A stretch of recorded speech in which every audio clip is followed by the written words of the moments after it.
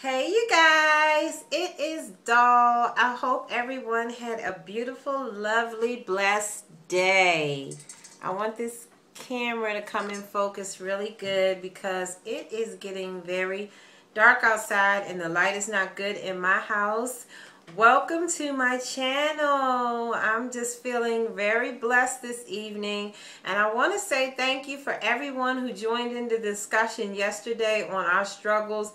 A lot of you did open up. I want to thank you guys. I know it's hard to discuss what we're going through. It was hard for me to start this channel, but I see it is a great need. A lot of people were very happy. A lot of people seemed very relieved that they were able to discuss what they were going through. And I jotted down a few notes because, you know, my memory can get bad on a lot of things. And a couple of things did come at me, and this is not going to all be about me, this channel. I'm going to expose a lot of things about myself and my struggles as well, but we want to be a support channel for each other. So, I mean, it doesn't matter if you feel like you're going to overload it with your issues. That's what we're here for. I want everybody to put their issues out there so we can help each other.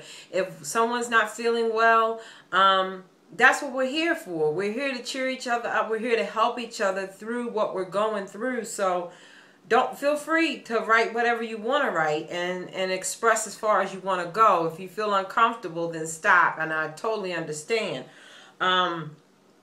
I was feeling a little emotional yesterday. Let me just tell you a little bit about my day today. I did wake up really feeling groggy this morning. I had a bad headache. I do suffer with migraines. I didn't tell you about that yesterday. With one of my surgeries, when I had an ophthalmic aneurysm in the back of the right side of this eye, and they had to clamp it. They clamped the aneurysm. I had a clamping, whatever you want to call it, and in the process of them doing it, they clamped a nerve, but they had to do that. So I have a lot of pain with headaches and stuff, and that's just a part of life. You know, they can't take it out because I'll die. So that's something I have to deal with every day. It's not a headache every day, but the quality of life is really poor because I have it at least anywhere from 15 to 17 times a month. I do deal with a migraine headache. So this morning I had one. I got up, I had it, I had to deal with it. I put me right back into bed again. And then by this afternoon I could get up again and move around and be mobile and be okay. So that is a bummer. And they did one of my ladies on here did mention that, and that City Chick for Life mentioned about her having headaches, and she mentioned her her condition, and I never heard of that, so I really want to really talk about that. If you can, you know, drop down some information on that, more information on that, because I wanted to look into that. And they did suggest me having a surgery where they would just input a small device in the back of your neck here, and I don't know where the other device went. I can't remember. Some of you might have heard this before if you suffer with the migraines, but it automatically, as soon as the migraines go, it's just a small device. They say it's just underneath the skin. I wish I still had the pamphlet and the information. I should have came on here with it if I was going to talk about it. But it zaps the headaches as soon as it happens, so it's supposed to deter it. But after having all those surgeries, I did not want to have another one. So right now, I no longer take narcotics because I was on narcotics, which, you know, that can be highly addictive, and we'll get on that at another time. So right now, I'm just dealing with it on my own. So nevertheless, I did make it through that today. And Jay Wilson, Miss Wilson, I did look at your comments and about your large intestines, and I was very highly interested in your disability with that. And I think your name, let me look at my laptop real quick. I think it's pronounced Janice or Janisa Wilson. Sister, girl, that had me intrigued and interested in what you were saying. Can you give me a little more interest, a little more information on that? And I know you were like, you don't want to bog it down the first day, whatever. This is what we're here for. So anyway, definitely hit me up on that. I did get a question, and you guys, if you do have questions and you want to know, and these are for some of the people who are either dealing with the illness and or having a new illness, and we're going to do questions and answers also. So I'm trying to just find out new ways for this channel to grow and for people to get, because I want to be as open as possible and as honest as I can be without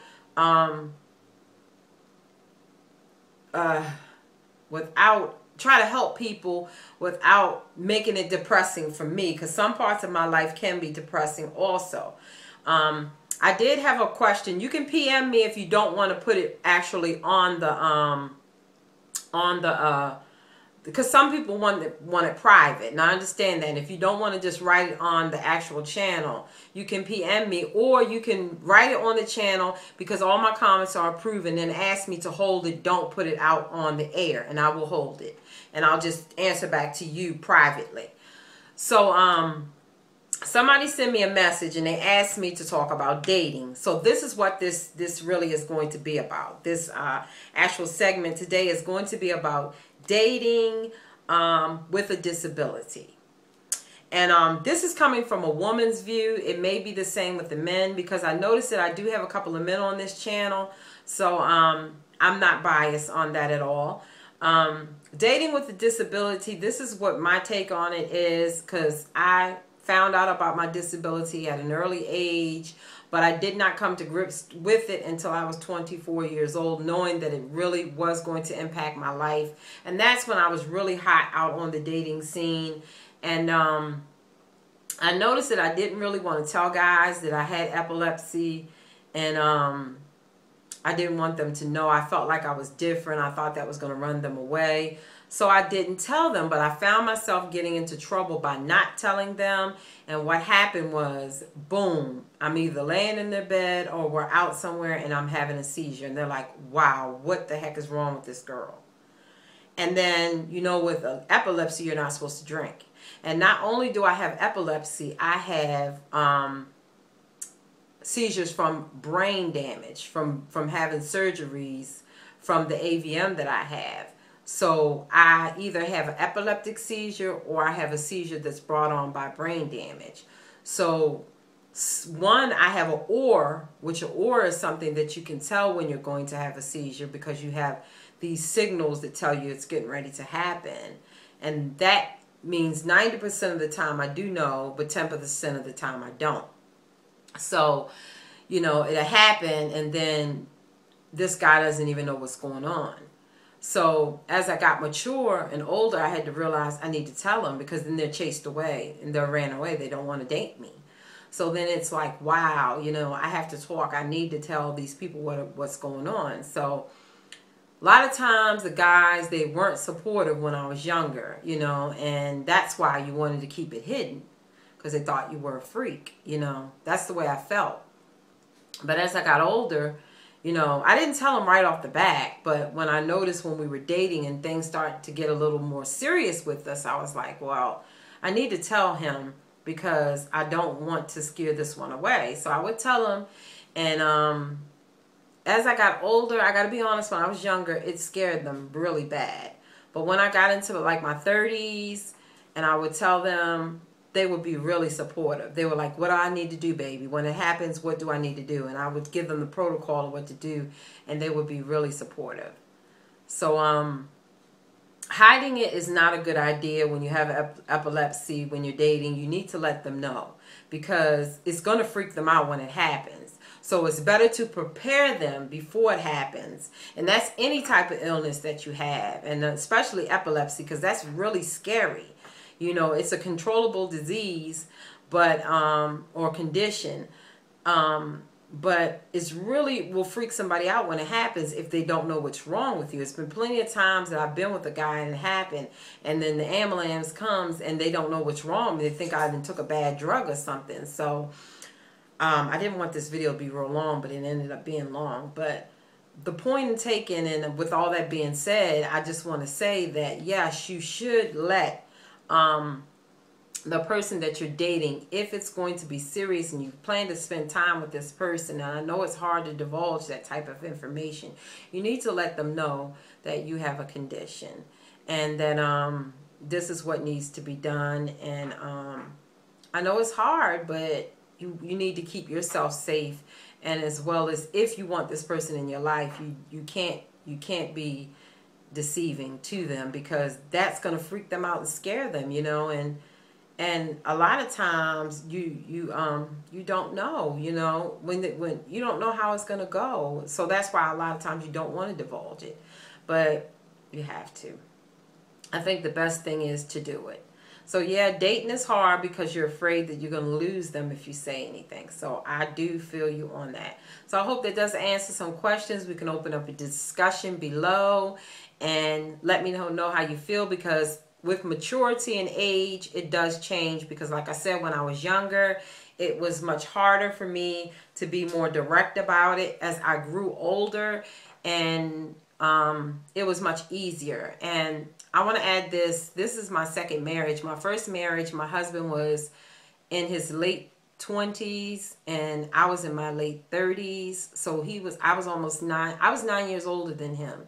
So that was part of the reason why our marriage didn't work out, because of my illness. And I'll do a segment on that. I don't want to get into that, make the video much longer, but yes, my suggestion is for you to let that individual know if the relationship is going to be serious. I'm not saying the first date, just go out on the first date, say, yep, I got epilepsy, yep, this is what's wrong with me, and then boom, they be like, bye, I ain't gonna be able to date you, because you're gonna scare them off. But if the relationship starts to progress and get serious, yeah, you should tell them. I hope you guys enjoyed this segment, and drop below. Let's get a discussion going. You guys have a good one. Bye-bye.